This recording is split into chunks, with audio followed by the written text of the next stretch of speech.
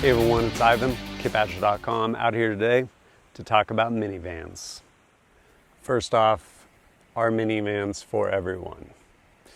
Regrettably, no. Here's the deal. If your ego won't let you separate your self-worth from the vehicle you drive, this is not the vehicle for you.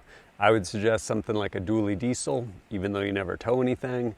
Probably a lift, maybe a cold air intake, and some truck nuts. Power on, brother. Now that I've probably triggered a bunch of people, I'll tell you how I got this sweet ride.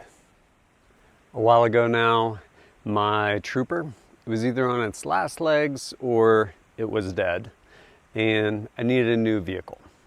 Fortunately, at that point in time, my buddy Matt from Jerking the Trigger, he was actually getting a new minivan for his family. So he's gonna sell his old minivan. And it's one of those things where, like, what's the resale value? There's some rust because of salted roads. It is a minivan, probably like maybe 130,000 miles on it, something like that.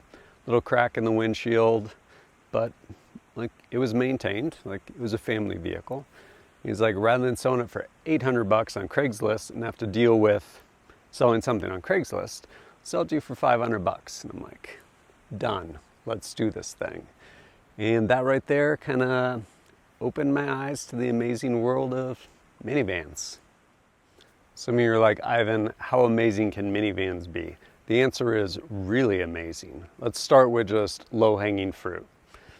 Kind of like three big ones, the easy ones. Reliability, safety, and comfort and convenience. So reliability side.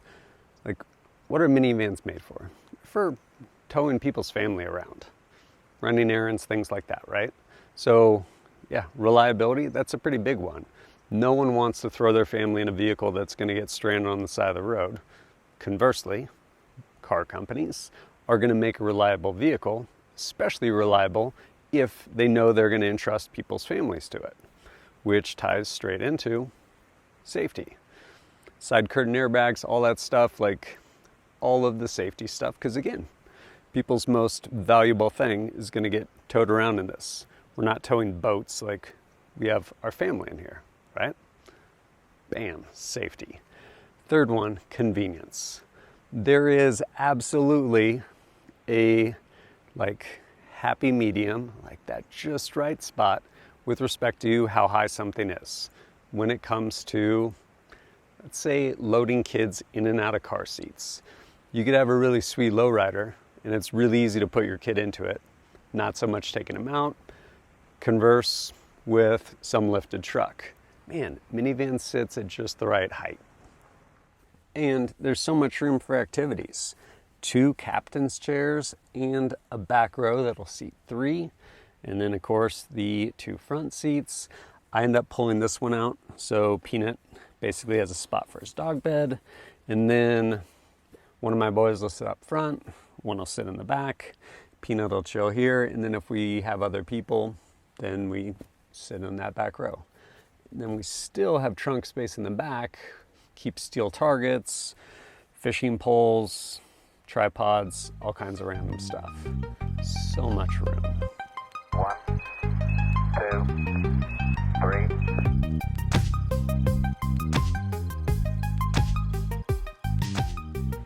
And some other rad features, especially if you have kids, because there's a window of time as they're growing, zero situational awareness. You go into a parking lot and they'll get out, open the door, bam, and in my case, hit a car that is way more expensive than my car, and I'm like, ugh. You're sitting in the back from now on. Look at that.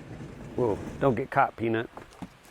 You could get caught in that door. But they can open the door and never hit a nice car that's parked next to me, which bad on them. And minivans are made for spending time in, so you have all of the nicest things in minivans, or at least at the time of manufacturing. By way of example, right here, I have not only a CD player, check it out, but also a tape deck. What does that mean? bam, transition. Some AC/DC. And I say transition because basically you have a primary and a secondary. Secondary, yeah, the AC/DC tape is stuck in there, but it works great. I mean, it's just like your regular primary and secondary. Secondary is always there if you need it. So if you don't like the CD, bam, switch over, get some AC/DC. Also on my minivan, my dad actually did some pinstriping, basically doubled the resale value of my minivan. But then one time at the range, I skipped 3 rounds off the hood. So it basically halved the resale value. I'm pretty much back down to $500. And one time on a 2.5 week, like 4,000 mile road trip, this piece of, I don't even know what it is, largely aesthetic, probably, basically came loose. And so it's kind of disconcerting at first because once I'd get to speed, all of a sudden it'd go bam, really loud. But then after I knew what it was, I was like, oh yeah, it's just getting to speed. And now I know I'm at cruising speed. Probably gonna cut that off or re-epoxy it. I don't know, haven't decided yet. Also one time on another road trip, basically this like lens cover on this taillight was starting to come loose. So I got 1, 2, 3, 4 pieces of this Gorilla tape, like a gas station or something like that. Taped it on there, did awesome for at least 6 months, maybe a year. But then on that long road trip, I think driving through New Mexico, it's like over 100 degrees. Heat finally got to my tape, disappeared out of my life forever. But ordered a new one for $40. Just haven't put it on yet. This minivan is incredible, and there are a lot of good things going on. One thing I will say, I don't think like the engineers at Chrysler really took into account was firing firearms inside of the vehicle, because yeah, the headliner's kind of coming loose. I attribute it to that. Minivans, including this one, they're just amazing. Not to mention incredibly capable vehicles. They can go a lot of places. Honestly, a lot more than some of those really nice overland rigs with snorkel kits, no scratches. I mean, granted, they go over speed bumps in Whole Foods parking lot, but that's about it. Versus this thing, it'll go pretty much anywhere. I will say, I've definitely got it stuck in the snow because ground clearance is a real thing. And no matter how high a lift you have, as soon as the undercarriage of your vehicle touches snow, there's so much friction, like you're stuck. But with some good driving, you can go a lot of places. And speaking of snow tires are amazing. I actually paid $600 for my new set of snow tires for my $500 van, but staying alive's, yeah, it's pretty important. Not to mention minivans, they're the ultimate gray man vehicle. When you see a minivan, which they all pretty much happen to have tinted back windows, pretty sweet.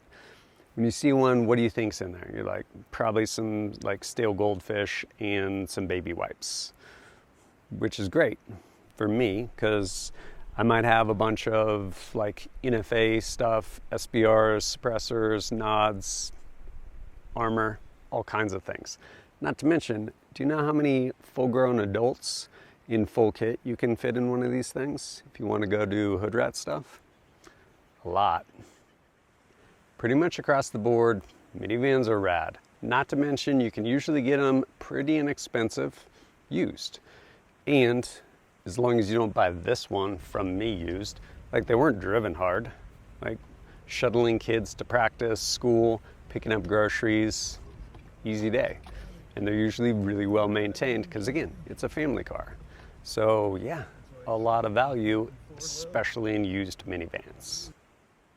I will say my boys are getting to the age where they're a little embarrassed by my minivan. On the last road trip, my youngest, Ira, he's like, direct quote, "Dad, when the minivan blows up, are you gonna get a new car?" To which I answered, no, I'm gonna just drive the Toyota. I have a hand-me-down Toyota RAV4 with like 285,000 miles on it, burns oil, still runs. And he's like, what about when that dies? And I'm like, then we drive the bus. He did not like any of those answers. And realistically, at some point this will die. Already, there's times when the transmission will slip. When the transmission goes out, what should I do? I mean, it's a $500 vehicle. Obviously get a new transmission. Nah, I'm just kidding. I would actually scratch the VIN numbers, pull the plates, put a road flare on the back seat, just walk away. Probably not, but I might. I'm not saying the minivan is right for you, but if you're looking for a vehicle, especially a used vehicle, give minivans a hard look because they're pretty rad. But as always, thanks for joining us at kitbachelor.com. Look forward to seeing you next time. Like a machine gun trigger, you better watch out. Yeah, transplants don't give a fuck. That's where we're at. So